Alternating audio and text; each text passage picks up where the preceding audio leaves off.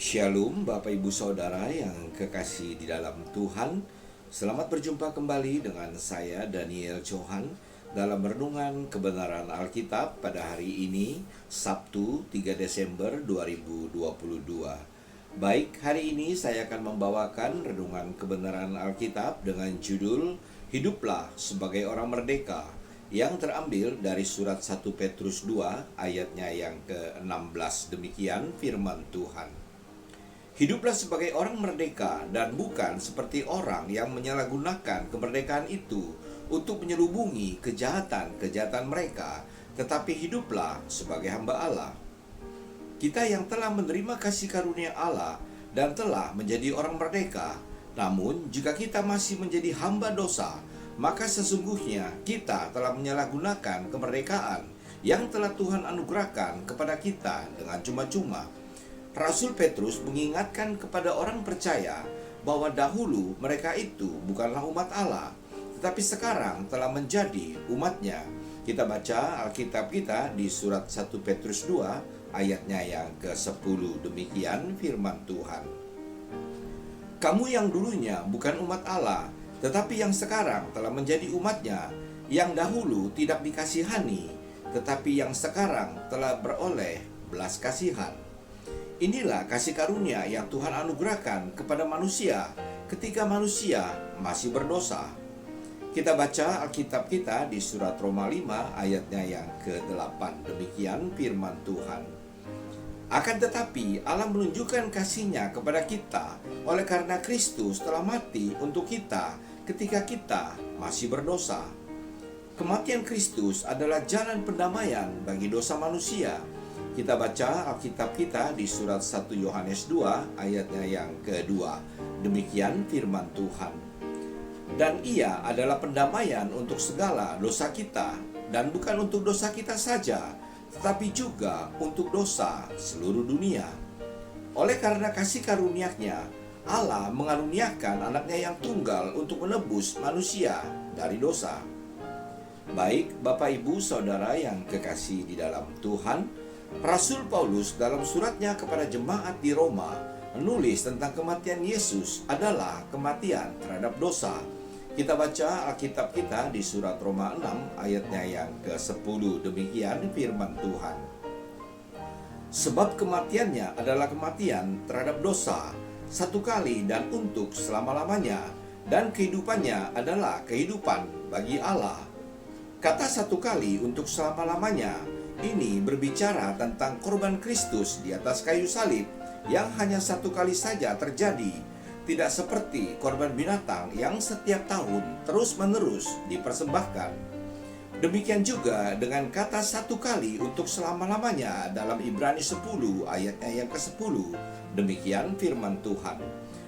Dan karena kehendaknya inilah kita telah dikuduskan satu kali untuk selama-lamanya oleh persembahan tubuh Yesus Kristus. Kata satu kali untuk selama-lamanya ini pun berbicara tentang korban Kristus yang dipersembahkan hanya satu kali saja untuk selama-lamanya. Kita dikuduskan atau dipisahkan dari kegelapan kepada terangnya yang ajaib oleh korban Kristus yang dipersembahkan hanya satu kali saja untuk selama-lamanya.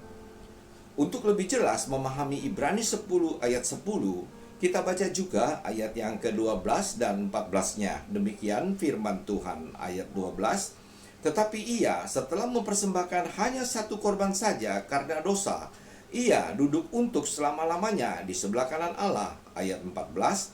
Sebab oleh satu korban saja ia telah menyempurnakan untuk selama-lamanya mereka yang ia kuduskan. Di dalam Alkitab, kata satu kali untuk selama-lamanya ini ada 5 ayat yang menyebutkan kata-kata tersebut. Anda dapat membacanya di surat Roma 6 ayatnya yang ke-10, Ibrani 7 ayatnya yang ke-27, Ibrani 9 ayatnya yang ke-12 dan 28, serta Ibrani 10 ayatnya yang ke-10. Dan itu semua merefer kepada korban Kristus di atas kayu salib dan bukan dimaksudkan untuk hal yang lain. Baik, Bapak Ibu Saudara yang kekasih di dalam Tuhan, tentang orang-orang yang sudah menerima kasih karunia Allah, telah mengenal Tuhan dan jalan kebenaran, Namun, jika mereka kembali menghambakan diri lagi kepada dosa, maka Rasul Petrus mengungkapkan orang yang demikian bagaikan anjing kembali lagi ke muntahnya, dan babi yang mandi kembali lagi ke kubangannya. Ungkapan ini menunjukkan kepada kita bahwa manusia rohani yang tidak setia hidup di bawah pimpinan roh, maka akan berpotensi kembali lagi jatuh ke dalam dosa. Ini bukan berarti bahwa kematian Kristus di atas kayu salib tidak berkuasa menyucikan dosa, namun kitalah yang tidak hidup dalam kekudusannya. Lalu bagaimana dengan kita orang percaya yang tidak sengaja berbuat dosa atau jatuh dalam dosa? Apa yang Alkitab katakan tentang hal itu? Mari kita baca Alkitab kita di surat 1 Yohanes 2 ayatnya yang pertama. Demikian firman Tuhan. Anak-anakku, hal-hal ini kutuliskan kepada kamu, supaya kamu jangan berbuat dosa. Namun, jika seorang berbuat dosa, kita mempunyai seorang pengantara pada Bapa, yaitu Yesus Kristus yang adil. Sesungguhnya, kisah keluarnya bangsa Israel dari tanah Mesir adalah gambaran yang sangat jelas bahwa orang yang sudah diselamatkan dari budak dosa, namun masih berbuat dosa lagi, sehingga Allah menghukum mereka. Rasul Yudas, hamba Kristus, saudara Yakobus, mengutip kisah umatnya yang keluar dari tanah Mesir ini untuk menasehati orang percaya agar mereka mempertahankan iman mereka. Kita baca Alkitab kita di surat Yudas 1 ayatnya yang kelima. Demikian firman Tuhan.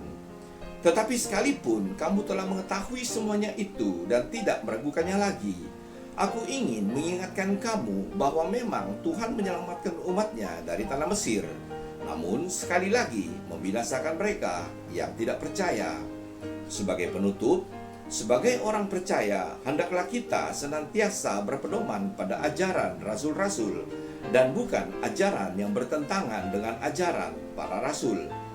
Sebagai renungan kita pada hari ini, kita yang telah diperdekakan dari dosa, adakah kita hidup bagi Allah atau kembali hidup sebagai hamba dosa?